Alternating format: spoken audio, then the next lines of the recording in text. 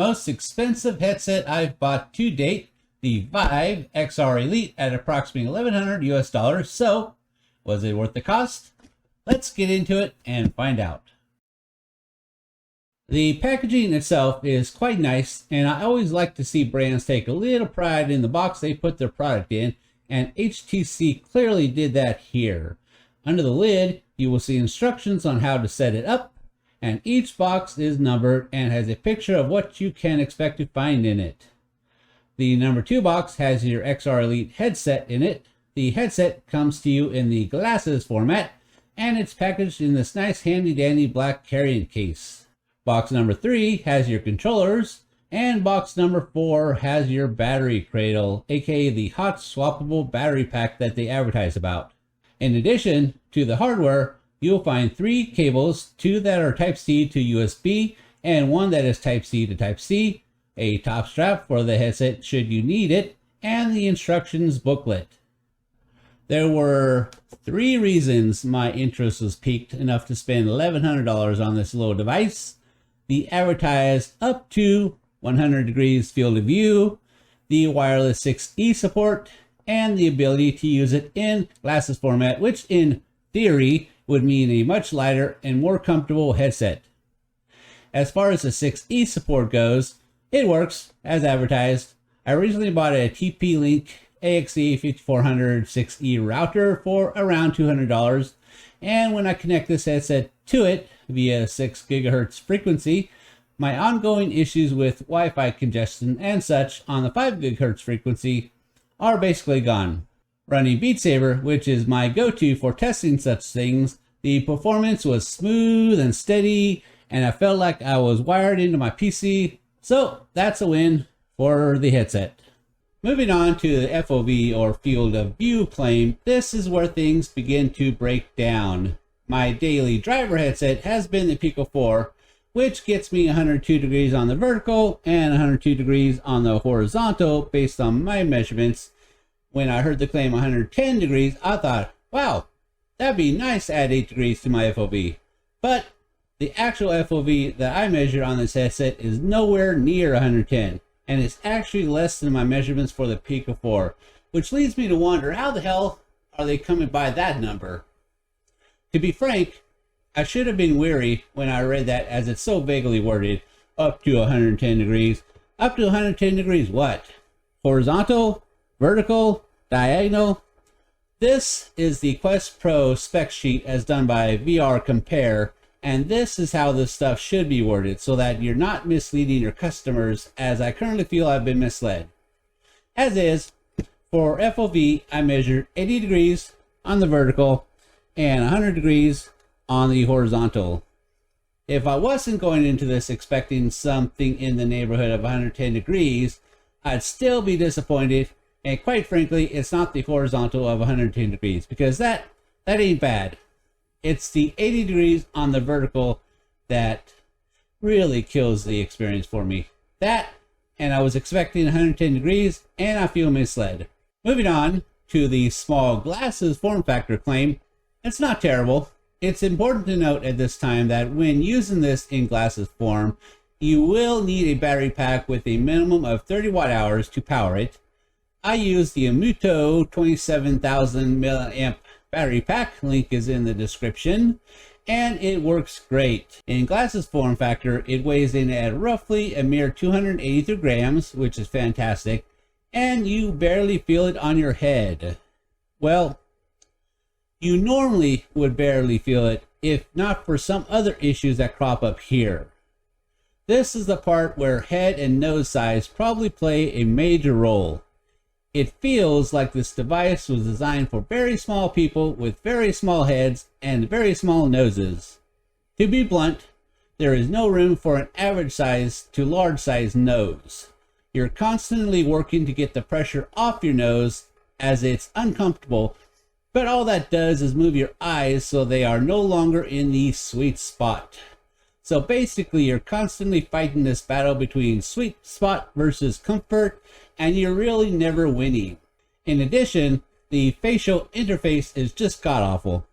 It does nothing to prevent light leakage, And so light is constantly coming in around the sides and the bottom and basically everywhere. And so you're getting glare on your screens. On top of that, it's so tiny, it sits right on the edges of my eyes. So I'm constantly feeling like I'm about to get something in my eyes. I tried watching movies in this thing, playing Beat Saber, Into the Radius, Half-Life Alyx, and the reasons I've just stated made it a very uncomfortable experience in the glasses form factor.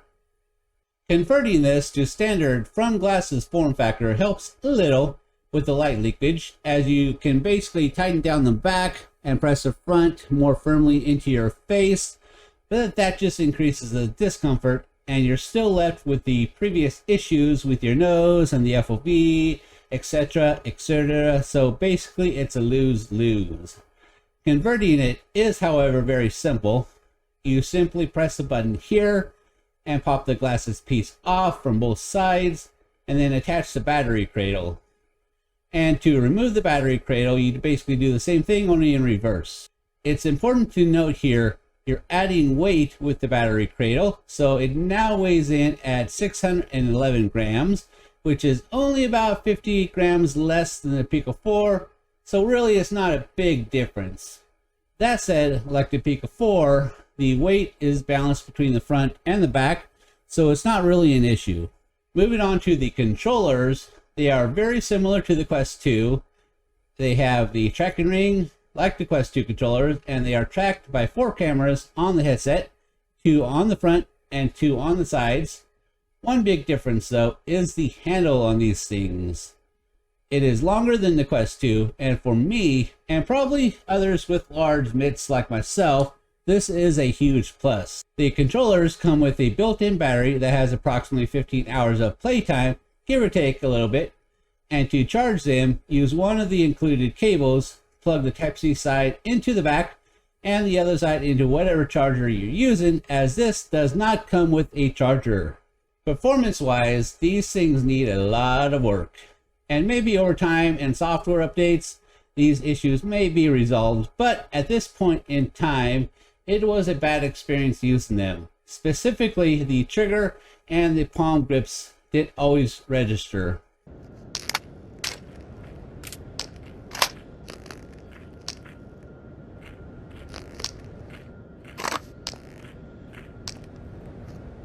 God damn it. God damn it.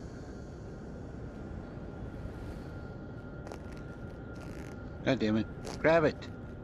Let's talk about the hot swappable battery cradle and the concept of exchanging it out for a fresh one.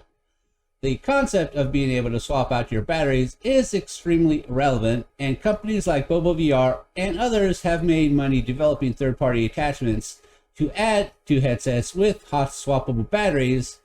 HTC, I believe, however, has went in the wrong direction with this design. The whole point of hot swappable battery packs is being able to leave the headset on your head while removing and installing a fresh battery, aka the BoboVR and others. With this design, you quite literally have to remove the headset from your head, deattach the whole back end, replace it with a new whole back end, and put the whole headset back on your head. A better direction would have been to have some type of magnetic design where you can remove basically just the battery and quickly swap it with a fresh battery. I'm confident such a design could have been done while maintaining all of the other features like converting it into glasses, etc., etc. As is, I wouldn't recommend buying a second back end for the hot swappable function. Instead, buy a couple battery packs such as the ones I've linked in the description and attach it here at the back and store the battery pack in your pocket, and when it dies you simply pull it out from your pocket, plug a new one in, and you're good to go. Moving on to the pass-through function, it's nice, but it didn't blow me away, and quite frankly I didn't find it any better than the pass-through on the Pico 4. What you see here is a side-by-side of the VIVE XR ELITE pass-through and the Pico 4 pass-through. On both, the camera seems to record a better image than I'm actually seeing in the headset. Go figure. That said, in the headset, their qualities are identical. Clear enough to move easily around my place and pick up stuff, etc. Maybe to read some texts on some screens, etc. But that's about it. Like I said, not terrible, decent, but not mind-blowing. I find this fact interesting because the VIVE XR ELITE has that depth sensor on it which the Pico 4 doesn't have, but it didn't seem to give the VIVE XR ELITE a leg up. As far as the rest of the specs go, they're about average. Resolution is a 1920 by 1920 per eye, so nothing amazing there. The Pico 4 is a 2160 by 2160, and I swear this is not a versus video. Refresh rate is 90 Hz, so average. The XR ELITE is running the Snapdragon XR2 chip, which is the same one in the Pico 4 and the Quest 2. The Quest Pro, however, which is a similar priced headset, is running the Snapdragon XR2 Plus, which is supposed to give greater performance, so something to think on as you make your purchasing decisions. And of course we have 12 gigabytes of RAM, which is nice because, you know, more RAM equals better. For storage, HTC only offers the 128 gigabyte version, as opposed to Pico 4 and the Quest 2, which offer both the 128 and then 256 gigabyte versions, and the Quest Pro, which offers a 256 gigabyte version. This is relevant when looking at how many games or other stuff you can load onto your device. So IPD settings are 54 to 73 millimeters and are adjusted by the knob on the bottom of the headset, and it's displayed in the headset so you can see the adjustments as you go, which is quite nice. And for those who wear glasses, the device has the capability to adjust up to a point for those with glasses by turning the dial on the lens themselves. The headset will walk you through this process. And finally, the built-in microphone and speakers are about average for these type of headsets. If you want amazing audio, invest in an external device for that. Frankly, after playing around with it for some time, I don't see myself dropping the Pico 4 as my daily driver. It would be nice to have a glasses form factor that is comfortable and one can forget they even have one on, but this headset missed the mark by quite a lot. And quite frankly, it missed the target on a lot of other things as well. So I'm not really sure where this headset lands in the hierarchy of headsets. When it was announced, the word was it was supposed to provide a cheaper alternative to the Quest Pro, which at the time was priced at $1,500, but this headset was supposed to come with less features, i.e. no fancy controllers, no face and eye tracking, lesser chip. I personally was doubtful the Quest Pro would sell well at $1,500, and apparently that was accurate, as it's now been reduced in cost to about $999. So cheaper than this one, but with face and eye tracking, stellar controllers, better chip. You see where I'm going with this. But what do you think? Have you had a chance to get this? Does it work for your head and nose size?